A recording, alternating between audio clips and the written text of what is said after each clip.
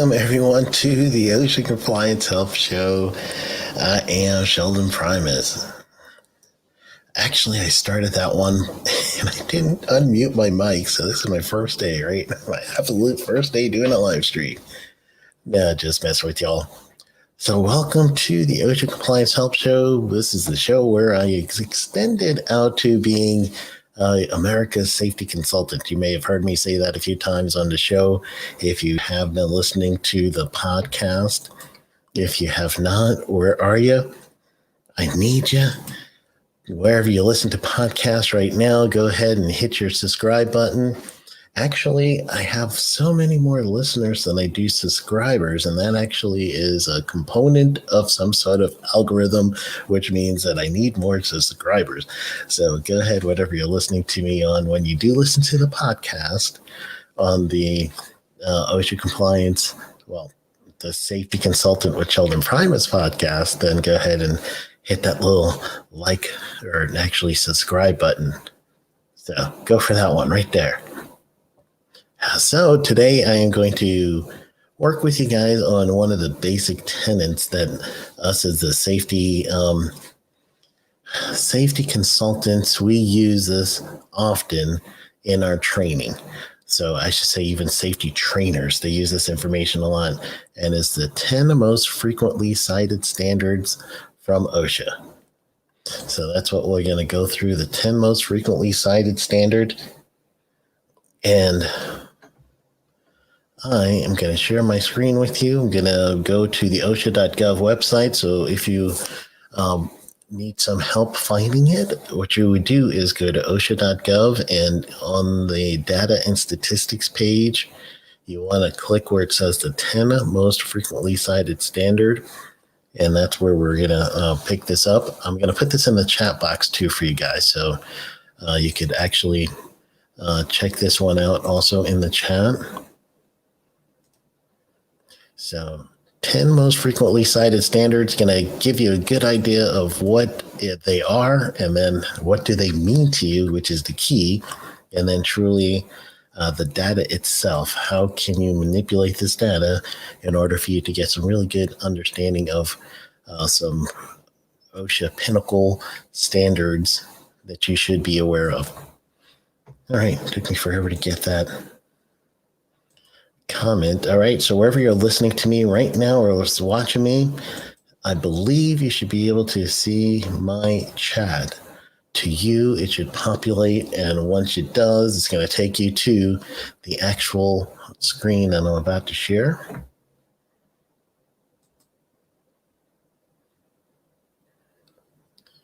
All right, let's make it the OSHA Director page.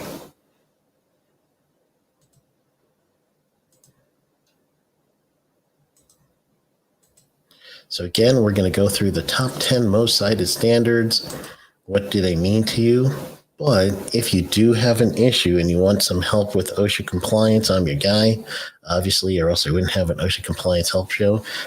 So what we'll do is if you have a question, put it in the comment section and I'll get your question in and help you with that one too.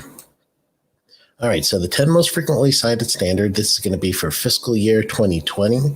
So that began October 1st, 2019 and ended September 30th, 2020. And these you'll see OSHA cite often. This year they even added little pictograms in here. So as you're seeing the pictograms, it's starting on this level, going left to right, and then going down over here. So this lock picture over here would indicate number 6, control a hazardous energy, and you work your way from 6 all the way over here, which is the machine guarding and citations. So that's going to be the number 10. So the first thing that you're going to want to know on the most frequently cited standard is, let's first delineate between construction standards and general industry standards. So number 1, you're seeing 1926.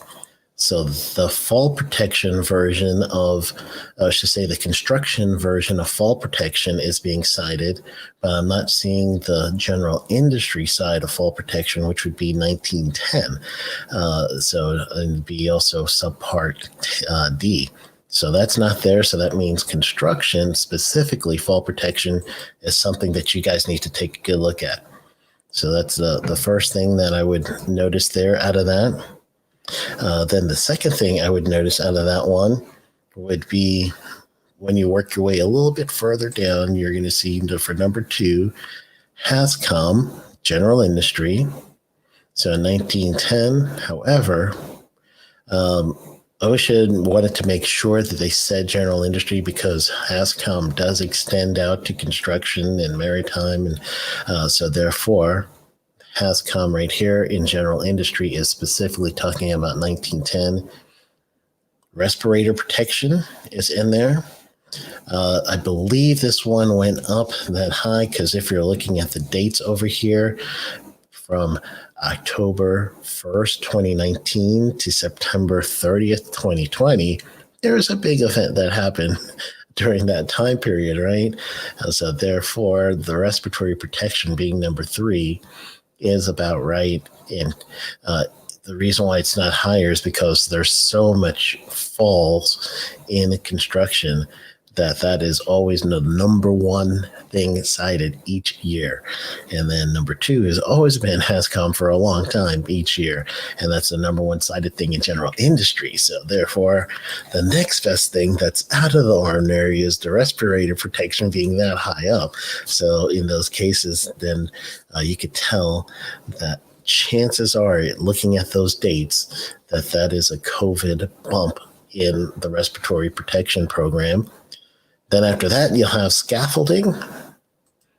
So from scaffolding's number 4, and that is in construction, but this particular standard, general industry and construction, has to comply with this one. So it's just going to say construction standard, but you may have some citations that will be issued to general industry companies because subpart L is the only scaffolding standard for general industry and construction. So that's where you're going to see here for number 4. Number 5, ladders in construction specifically.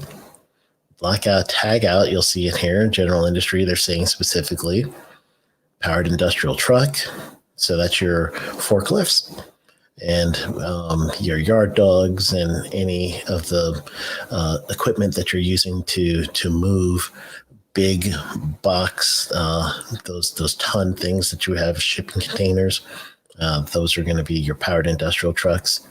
Fall protection training, just specifically training in construction. Number 9 is eye protection, and number 10 is what we're going to see is the machine guarding. So that's the first thing that's catching my mind. That is our list. That's our order.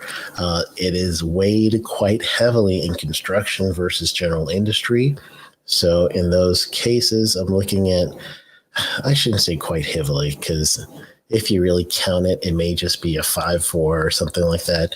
But truly, it seems to me that there have been more citations issued for something that would be general construction versus general industry. It's just the way I'm looking in at this one. Because even with the eye protection, so check out the eye protection one. The eye protection, they cited specifically construction 1926. So again, I'm thinking there are a little bit more construction activity that's being regulated right now. Could be a function of the job market, could be a lot of things. I know all that stuff. So anyway, that's one of the things that I would look for that's here. The other thing that you would really want to make sure that you understand would be the industry profile and the frequently cited standard per your NAICS code. So for instance, I'm going to look up this one over here, which is the construction 501. So if I were to click on this, well, I probably should do industry profile because that's going to give me a NAICS code. So I'm going to click on this right here for industry profile, and I'm going to put in the standard 1926. And for instead of the section, the little dot, you're going to have to put in a 0. And then for, let's say, 501, the duty to have fall protection. I'm going to submit this, and I like seeing the 5-digit NAICS codes for this one. So this is the number 1 thing that was cited. So now, not only do I know it's the number one thing that's cited, but because I went a little bit deeper and looked into that code by its number, I now know where the citations are coming from. So this is the part that really is going to start opening up your eyes to why that most frequently cited standard isn't just the numbers of, the order of citations. Now you could get some more detail to it. So we're just looking at the first one. This is going to be the process you'll do for each one. We don't have to do the process for each one, but I'm just going to do the process that I think of when I am looking at this through a consultant eyes. So I would look at it this way. So let's look a little bit at some of the pricing. So I am seeing here that the inspection for residential roofing, that's what we have, roofing contractors over here, is 220, or should say 2,204 inspections. So that's a lot of inspections. That's pretty much about half of the inspections, just less, slightly less than half of the inspections for falls is just that one NAICS code, which is North American Industry Classification System Code. Very important code for you to know for your organization. But $12 million just to that one industry in citations. And I like to see where, I don't say I like to see, but I take note of the inspection versus the citation. So this is saying there were 2,200 inspections and it went to 2,250 citations, which is almost a 1-to-1 ratio, meaning for every inspection, one violation was found that was at least a citation worthy. So therefore, if you're looking at the numbers here saying $12 million out of 2,200 citations, that's a lot of money per citation if you're really thinking about it. I don't know, maybe if I were to do my handy dandy math, I would be able to figure that out. For those of you that are actually in the chat room, go ahead and work your magic phones for the calculator and put it in the chat for me so I know what that averaged out citation is. But truly, that is one way for you to look at the top 10 most frequently cited standard. And I just did it with the one thing, but imagine if you were to do this with all of the items that mean something to you. So therefore, number 5, I believe, was lockout tagout. So if I were to do the same thing over here for control of hazardous energy, 1910, would be that little dot for section 147.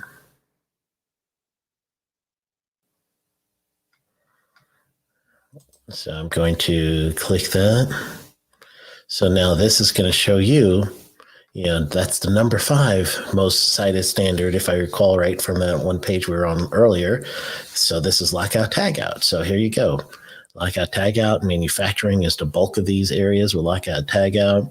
It looks like the highest dollar figure that I could see off this first thing is this industry with animal slaughter and processing. So this NAICS code is cited very high because basically here you have 31 inspections and the one above it is 30 inspections. So the same amount of inspections, roughly, same amount of citations, 62 and 61.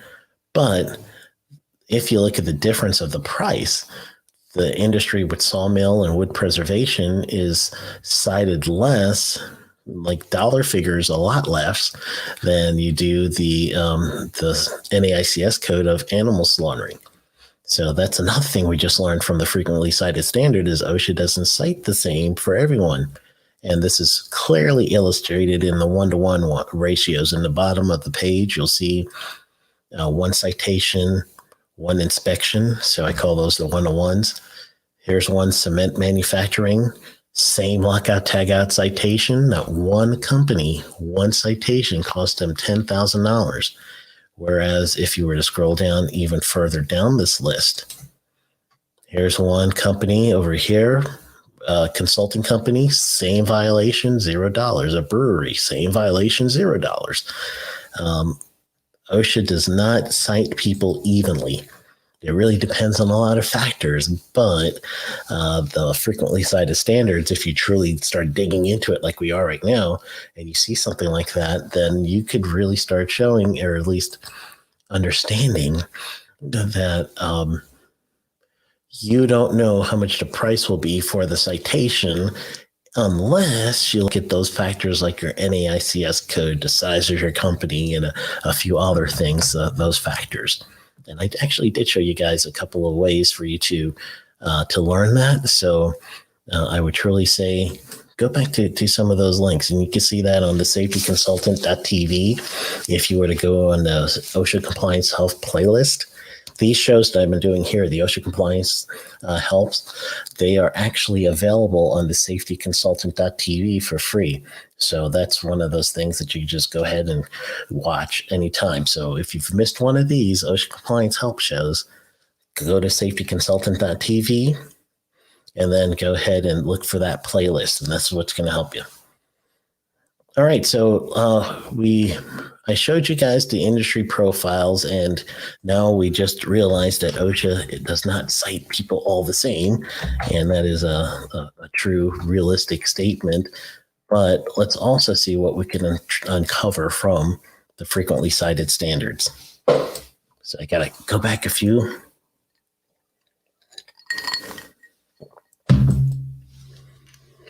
All right, let's see. I'm looking on my OSHA page right now to get you guys back to the frequently cited standard page. All right.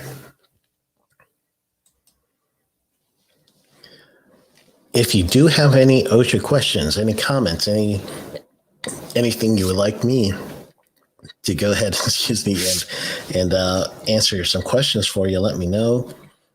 I'll be glad to do that for you. All right, so we're back on the most frequently cited standard page just to give you a little bit more context of what we were seeing.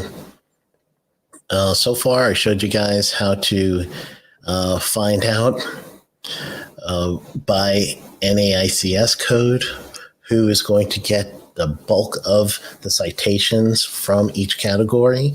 So now let's show you some other things that this is going to help you with.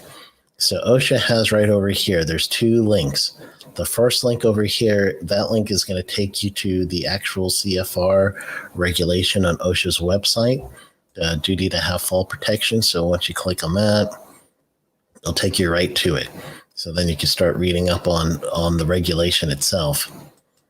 The one next to it, this hyperlink is going to be a compliance assistance aid for you. So OSHA has compliance assistance and they have compliance enforcement. So this one is a compliance assistance aid for you.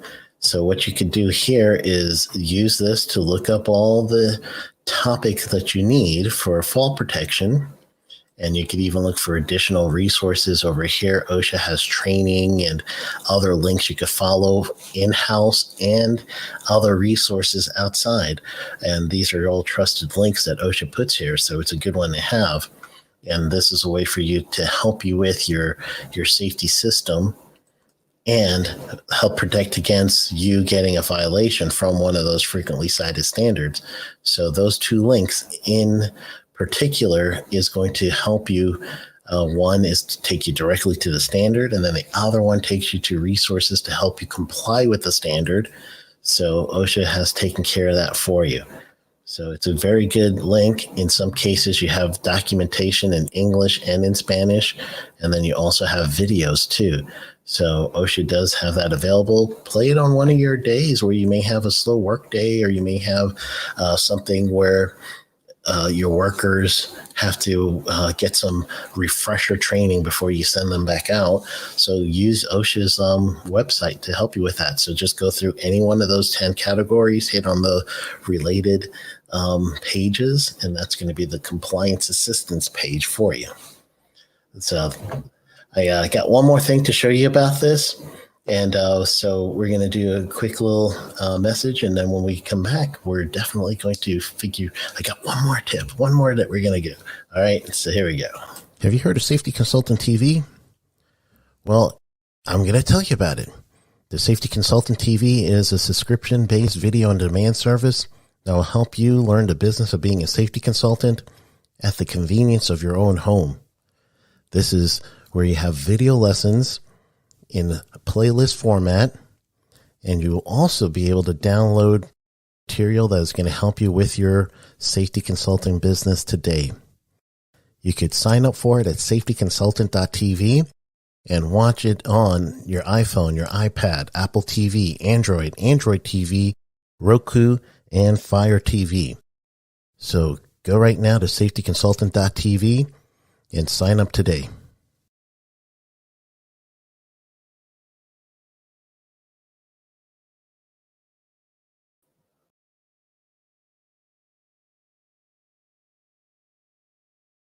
Check out the Safety Consultant TV is just one of the things I've been working on, so I'm glad that you guys are there for me.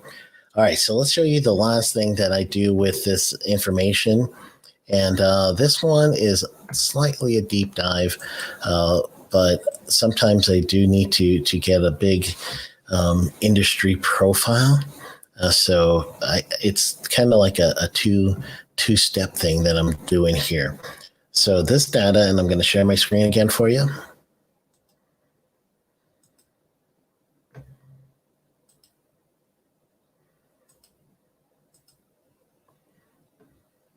So again, we're at the 10 most frequently cited standard. Up here, you could hit an additional hyperlink. Where'd it go? All right, there we go. So that's the one that's showing you the pictogram page, okay? So that little hyperlink at the pictogram page. These two links, again, is the profile for the actual industry by your code, your NAICS code, and then the other one is by the standard. So what I do often, and I'm going to do this again by the standard first. So let's go 1926. 0 for the dot for section. Let's say 453. That's scaffolding. Nope, that's fall protection. So, okay. So let's do training for fall protection. And what I'm going to do here is, generally speaking, that's aerial lift. 501 is 503. Sorry, I got the wrong standard in my brain there. So let me back up. I took you guys to aerial lift instead of fall protection. So we are going to be 503, and that's going to be training for fall protection. So that's where we need to be. All right, so the other thing that I am taking, so from the frequently cited standard, I've got the training. So kind of what I alluded to earlier about finding who is being cited, I grabbed this code as well. So now I know who's going to be cited the most. So I'm going to grab that code for the NAICS. I have it in a 5-digit format over here. So if I got the 5-digit code, I am good to go. So what I do is just copy that code, and I'm going to use it one other place on OSHA's website. So you're going to want to, again, I just copied here, highlighted and copy it, and we're going to go over to the data statistics page again. So right here, data statistics. And there's a couple of searches I could do, but right now I'm going to search inspections by this code. So the same code that I looked up about the roofing and everything else, I'm going to look up this code. It's telling me I could do 2, 3, 4, 5, 6 digits. As long as I have one of those sequences, I'm good to go. So this is telling me from 2016 to 2021 is going to be the data range. It's going to be a little too much data for me. So I'm going to go to 2019, and I'm going to submit this. So what I just told the computer to do here, the database, is I told the database that I want to see all inspection activity for that SIC code that was the number one industry that was being cited out of the number one most frequently cited standard, fall protection. So this is the specialized search that I just was able to do. And now with that specialized search, I have names of companies. So let's say for myself, I'm a consultant, so I could go this and do a state view. And with the state view, OSHA's here just lines it up for me. So as I told you guys, I only needed 2 years because the data was going to be too much. Here is 2 years instead of choosing 6. I chose just 2, and it's 11,000 leads. So if you were to say that name, or at least that term, in 2 years, I'm looking at these companies, and me as a consultant, if I could pick a location that I want to go to or a location that I'm at, I literally now know that there's clients available here, especially if I start seeing repeat violations. So if I see a second or I see a third or some other violation there, now I know there's a driver. So the driver for me as a consultant looking at this is, this industry, these people have been cited for the number one violation, and knowing the violations now can go up to, especially if it was a repeat violation, 136,000 or 133,000. I can't remember. You just go to OSHA.gov/penalties and you'll be able to see that. So not only are they going to get high dollar figures in citation, if they were already cited by OSHA, that means they're going to be right back into OSHA's. OSHA has what's basically, they keep your name for 5 years and they'll do a follow-up visit when necessary. So then they have a chance to go back to that same person. So what I'm saying is, you could do this for the top 10 citations. Not only get a good understanding of the citations, know how to get research on how to provide services on these citations through OSHA's compliance assistance. Then you take that data and you do a NAICS search for your particular area that you want to service. And now you've got the driver for someone who needs service, which is going to be a top 10 frequently cited standard that they got cited for already.